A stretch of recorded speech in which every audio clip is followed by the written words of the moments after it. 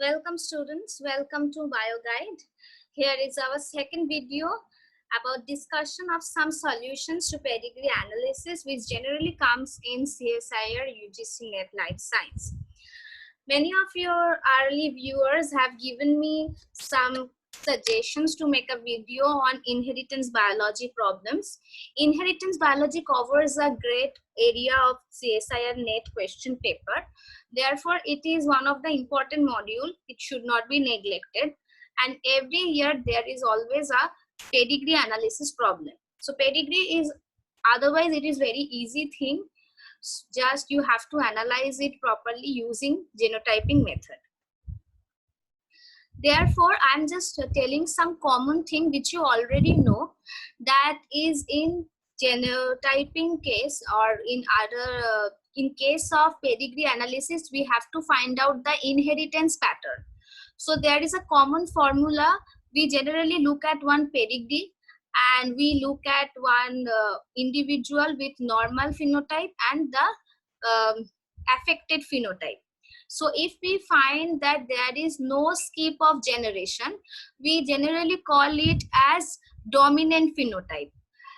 And if we find that it is means both male and female is equally affected, we can tell them as autosomal. And moreover, if we find that one particular trait is passing from mother to son and from father to daughter, like if we find any crisscross inheritance, then we generally consider it as X-linked. And if we find some trait is passed from father to son, we generally term it as Y-linked. But this is not the end of every analysis. We have to go beyond this assumption. We have to do proper genotyping in order to get the inheritance pattern.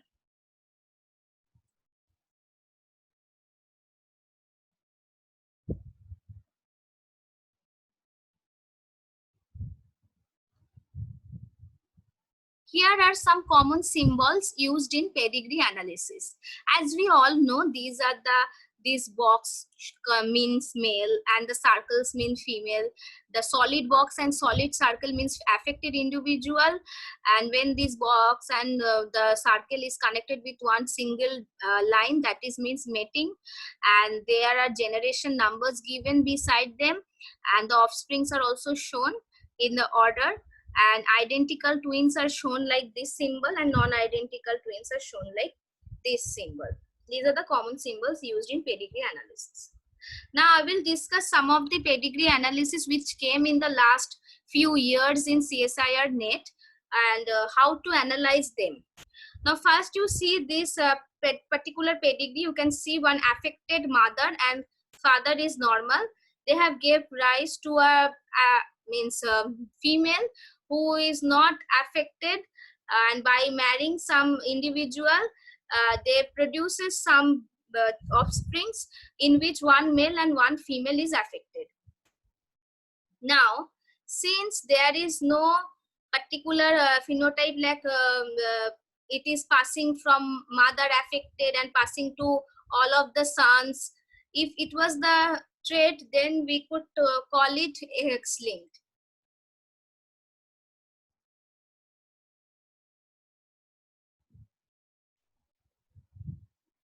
Now, since there is no such thing, we are calling it is not X-linked.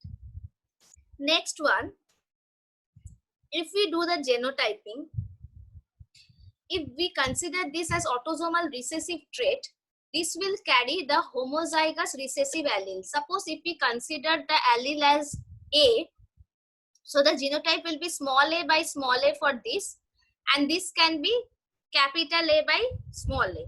So in that case, it has to be heterozygote.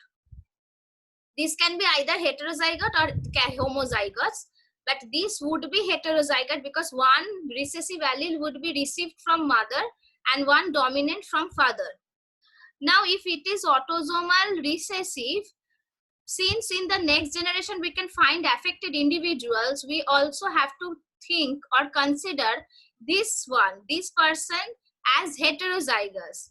But in pedigree analysis, we generally do not consider the outsiders as heterozygous. So we would not even tell it is autosomal recessive trait. So now we can see the options. Options are telling X-linked recessive, which is not, because the affected from if this mother was affected and from this the sons were coming, all of their sons has to be affected, and here it is not the thing. Next is autosomal recessive. It is not autosomal recessive since we have to take this individual as the heterozygote. So this is not autosomal recessive. Now, dominant with incomplete penetrance. This is actually dominant with incomplete penetrance. Maybe this allele means in dominant case, we have to take if one of the dominant allele is present, then the individual is affected. Suppose this particular individual, that mother is capital A by small a. So if this one also carry capital A by small a, but the phenotype is not expressed, but the genotype is carried by the mother, this gene, this dominant allele is passed through over in the next generation, again giving rise to the trait. So here this option, dominant with incomplete penetrance, is correct. Recessive is not the correct, because in case of recessive we have to take this one, means the outsider one, as the carrier or the heterozygous, which we generally don't consider. So here option C is the answer. This is another one. Here I have shown the genotyping with this Punnett square. Now here two affected individuals are there. Both the father and mother of generation 1 are affected. Among them, when they gave rise to their babies, one son and another daughter, and this daughter gets married with some man, and they have given rise to this, one son and one daughter. Now apparently, what do you think in the mode of inheritance? Most of the students do this mistake, that they consider, since there is some skip of generation in this step, means skip of generation is not there, they consider that since they are not affected, this might be autosomal recessive. But this is wrong. If you see, there is actually no skip of generation here. If you see here, then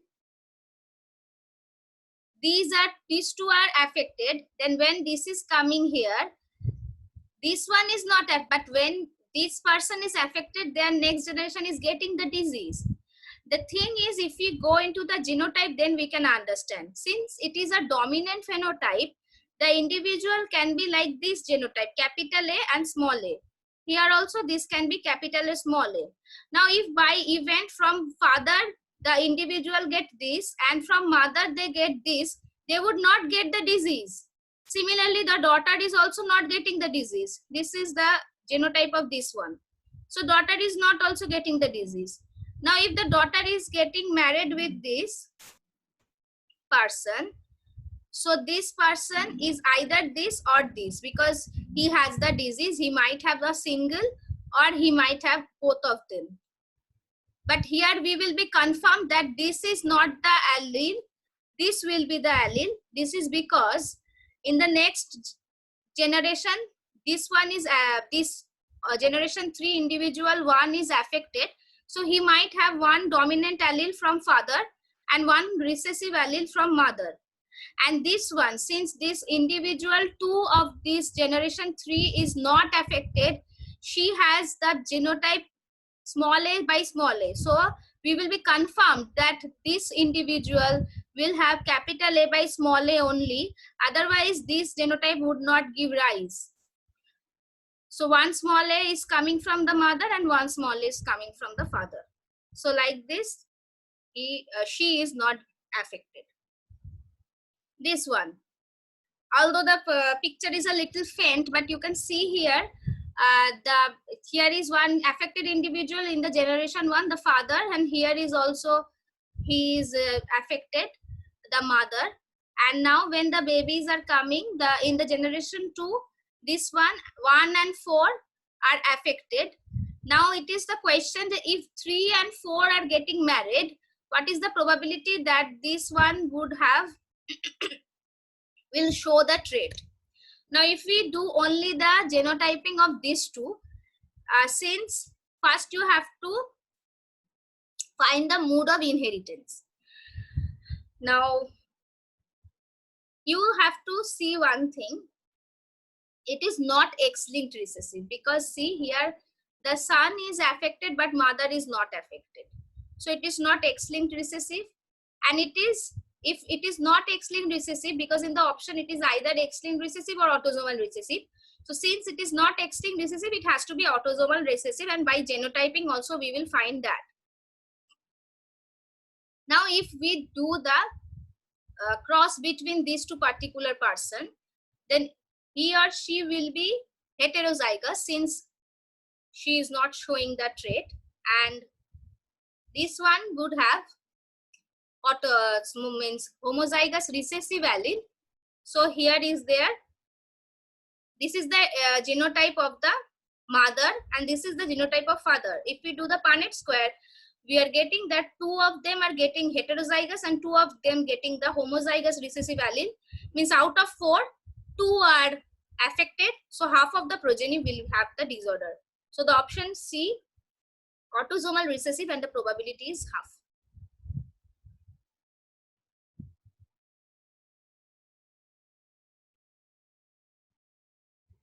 Now see this, here they are showing 3 different pedigree. Here we can see that individual 1, 2 are not affected, but this one is affected.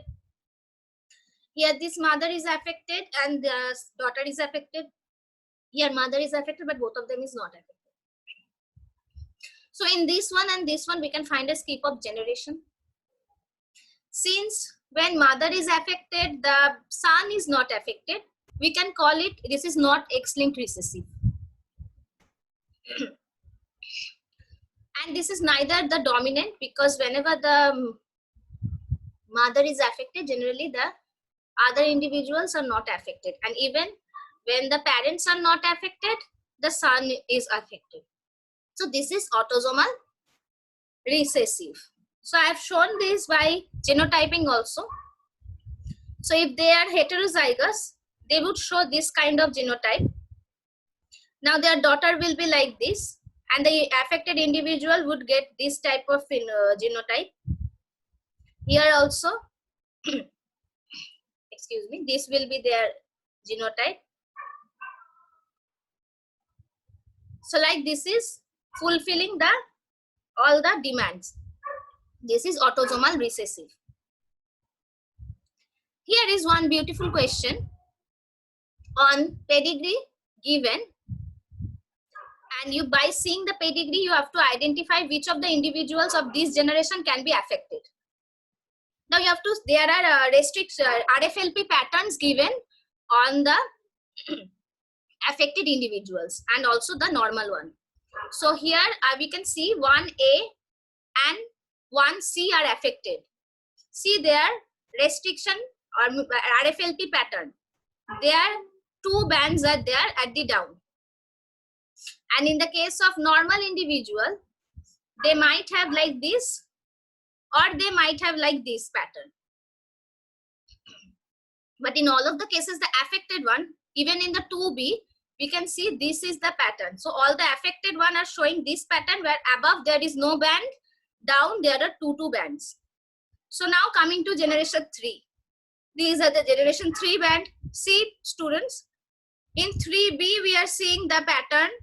In 3D also we are seeing the same pattern as we are seeing in the affected individuals. So from this we can come into the conclusion that individual of 3B and 3D are the affected individual. So like this, if the pedigree is given and from the banding pattern also, from the RFLP pattern, you can also predict which individual can be the diseased one. Now there is another one. This is the pedigree which shows that almost there is, means this is an autosomal recessive disorder. So in this case, it is told that what is the probability that this individual 6 is heterozygous. So in order to get this, we have to do the genotyping of this. Since it is autosomal recessive, it will be question in the question it is mentioned. So if since it is autosomal recessive, their genotyping will be like this. The father will be like this, capital A small a, and the mother will be capital A small a. So the individual can be like this. Homozygous dominant means no disease. This capital A small a means they will not show the disease trait, but they can carry the allele. Here also the same thing, and here the diseased one, because it is homozygous recessive. Now it is told one is already diseased, so we can omit this one. We will not consider this one. So out of the remaining 3 individuals, 2 of them are heterozygous. So this option C is right. 2/3 of the individual can be heterozygous. So thank you very much for seeing this video and paying the attention.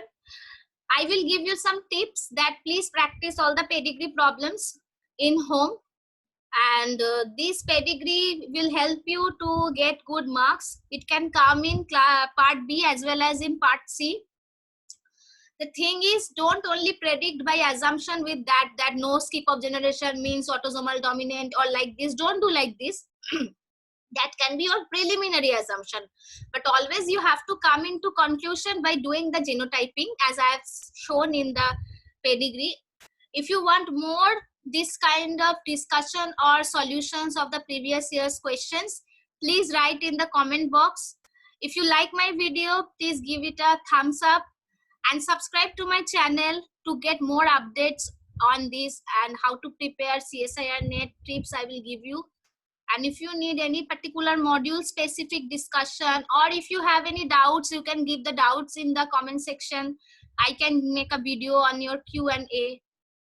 So thank you very much for paying attention and best of luck.